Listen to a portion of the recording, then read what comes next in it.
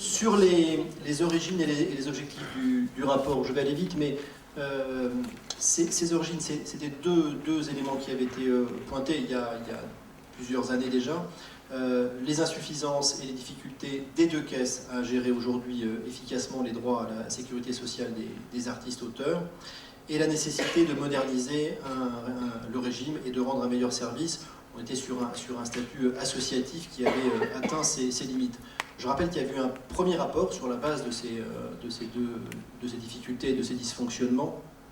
Il y avait eu un premier rapport qui avait été remis en 2005 par Michel Raymond déjà et Bruno Suzarelli, mais qui n'avait pas été suivi du tout des faits, et c'est sur la même base et sur ces mêmes origines qu'un nouveau rapport a été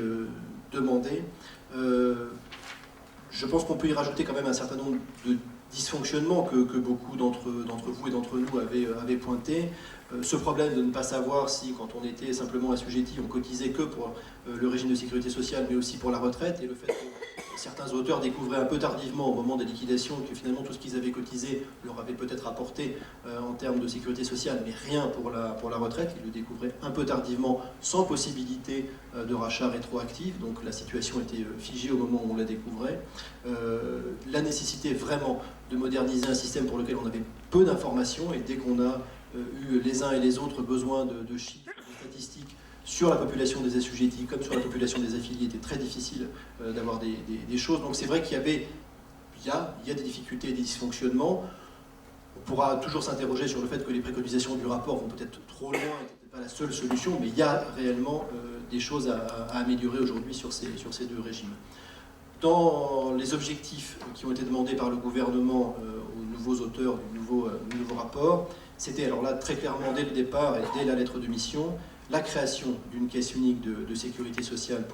pour les artistes-auteurs. Il faut savoir qu'au-delà du directeur commun entre la GESA et la MDA, on avait déjà un agent comptable qui était un agent comptable commun aux deux caisses et une commission d'action sociale qui travaillait pour les deux caisses, mais la volonté du gouvernement, quand elle a demandé ce rapport, était très clairement d'aller vers l'unification des deux caisses. Une amélioration du service, alors tant pour les prestations fournies aux auteurs que pour le recouvrement des sommes. On verra notamment que sur le recouvrement des sommes, il y a beaucoup de propositions, et la consolidation du régime à long terme, puisque ce qui était souvent reproché, c'était une gestion un peu à court terme de ces deux caisses. Donc il y a eu une lettre de mission des trois ministères, le ministère de la Santé, le ministère de la Culture et le ministère de l'Économie. Pour le ministère de l'Économie, c'était le ministre délégué au budget qui a signé la lettre de mission, donc on voit déjà un peu l'orientation que pouvait avoir ce rapport, avec des enjeux de financement, de gestion et de gouvernance. Le rapport, comme l'a rappelé Jean-Claude Bologne, a été remis en juin 2013 aux autorités de tutelle, mais n'a été rendu public qu'en fin d'année 2013, et donc il était temps qu'on puisse faire une information la plus grande et la plus détaillée possible de l'ensemble de ces mesures.